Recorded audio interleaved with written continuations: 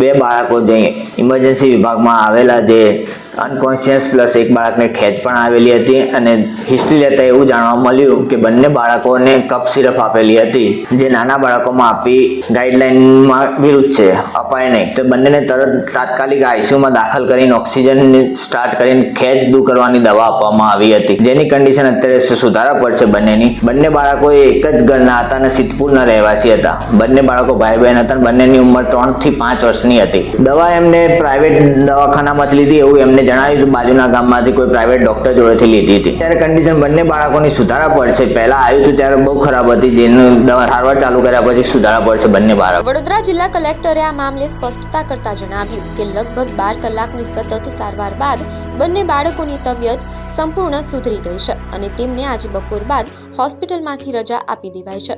જો કે આ ગંભીર બેદરકારીને હળવાશથી લેવામાં આવી નથી.